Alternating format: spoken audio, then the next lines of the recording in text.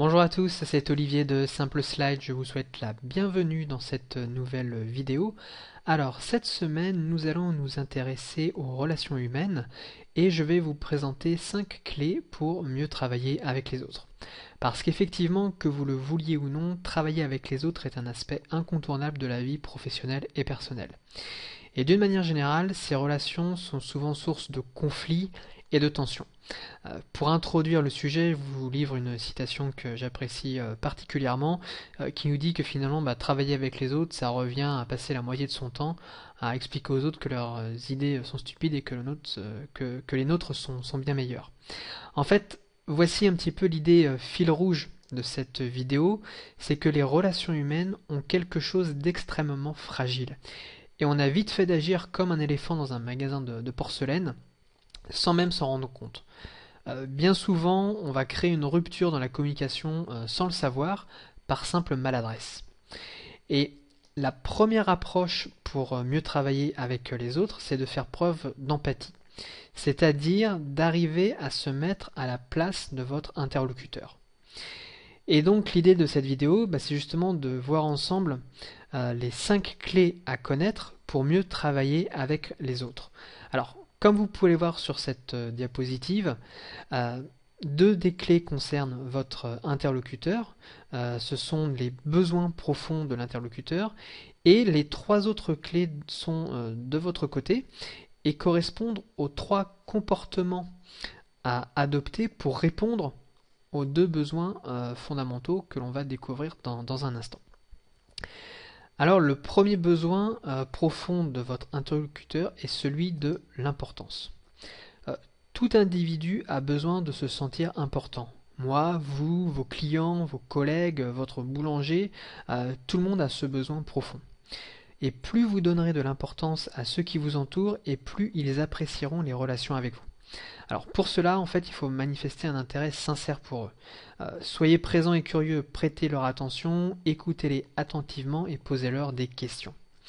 C'est vrai qu'on vit dans un monde de zapping et il est de plus en plus rare finalement que les gens fixent leur attention sur les autres.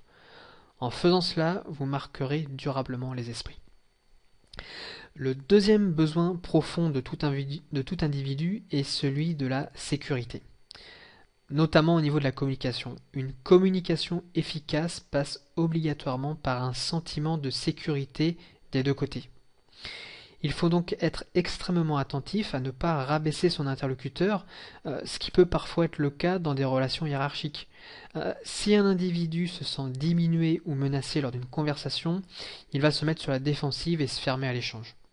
Donc, le seul moyen d'éviter cette situation, c'est d'encourager votre interlocuteur à se sentir en sécurité avec vous sur le plan émotionnel. Tout le monde a besoin de se sentir en sécurité pour exprimer ses idées, son ressenti et aborder des sujets qui nous tiennent à cœur. Alors, la règle à suivre, en fait, elle est à la fois simple et difficile, c'est-à-dire qu'il faut arriver à éviter de porter des jugements pour arriver à créer ce climat de confiance. Donc vous voyez là on vient d'aborder les 2 besoins fondamentaux on va dire pour arriver à mieux travailler avec les autres. Donc ce sont les besoins qui sont liés à votre interlocuteur. Et maintenant qu'on a identifié ces 2 besoins, eh bien on va voir comment arriver finalement à satisfaire ces différents besoins. Alors comme vous le voyez il y a 3 comportements à cultiver et c'est ce que Josh Kaufman dans son livre le Personal MBA appelle le tiercé gagnant. Alors, le premier comportement, c'est celui de la reconnaissance. Être reconnaissant, c'est exprimer sa gratitude à l'égard des autres et de ce qu'ils font pour vous, même si ce n'est pas parfait. Imaginons que quelqu'un, par exemple, vous apporte un travail et qu'il ne correspond pas à vos attentes. Si vous lui répondez ton travail est mauvais, recommence, il va se sentir dévalorisé et donc vous aurez cassé la sécurité de la relation. Alors que si vous lui dites merci pour ton travail, il est évident que tu as beaucoup travaillé, j'apprécie énormément ce que tu as fait, je ne suis pas sûr que ce soit tout à fait cela et voici quelques idées qui t'aideront. Vous voyez que si vous agissez comme ça, vous lui manifestez de la reconnaissance. Et au final, ce qui est important de retenir, c'est que le contenu est le même entre les 2 manières de présenter la chose, mais la manière de le transmettre change tout, surtout pour celui qui le reçoit. Alors, le deuxième comportement à cultiver, bah, c'est celui de la courtoisie. Donc, c'est la politesse pure et simple, voilà, dont il faut jamais se départir. Et enfin, le troisième point, c'est celui du respect. Euh, Respecter l'autre en tant qu'individu au-delà de son statut social. C'est essentiel pour qu'il se sente important et en sécurité. Et le respect, c'est aussi la règle d'or qui dit que on ne doit pas faire aux autres ce que l'on ne voudrait pas que l'on nous fasse à nous-mêmes. Euh, alors, peut-être que vous allez trouver ces trois comportements comme évidents. Hein, faire preuve de respect, de courtoisie, de reconnaissance, ça fait partie de l'éducation de chacun d'entre nous. Si cela est si évident, comment se fait-il qu'il y ait autant de conflits dans le monde du travail? C'est bien parce que ces comportements de base sont insuffisamment mis en pratique. Et quand on réalise des sondages sur le bien-être au travail des salariés, on s'aperçoit par exemple toujours que le problème numéro un, c'est celui du manque de reconnaissance. Donc, intégrez bien ça, ces différentes clés dans les relations que vous avez avec les autres, et vous allez voir que ça va forcément, au fil du temps, améliorer le relationnel que vous pouvez avoir avec vos collègues, vos partenaires et même vos clients. Alors pour réaliser cette vidéo, je me suis appuyé sur deux ouvrages. Donc le premier c'est le Personal MBA de Josh Kaufman, et puis le deuxième que je vous conseille en prolongement, c'est le livre de Dale Carnegie qui s'appelle Comment se faire des amis. Alors pour terminer cette vidéo, je vous propose trois exercices. Premier exercice, c'est simplement prenez une personne de votre entourage et essayez de vous mettre à sa place.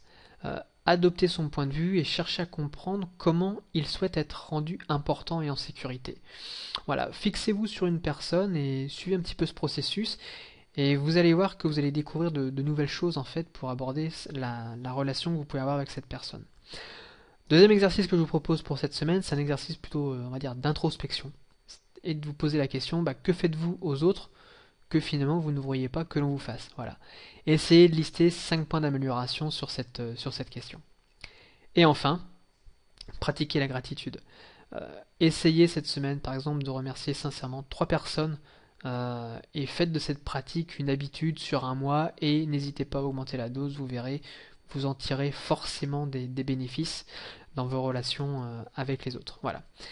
J'en ai terminé avec cette vidéo. Vous pouvez retrouver de nombreuses autres vidéos sur simpleslide.com et je vous dis à bientôt.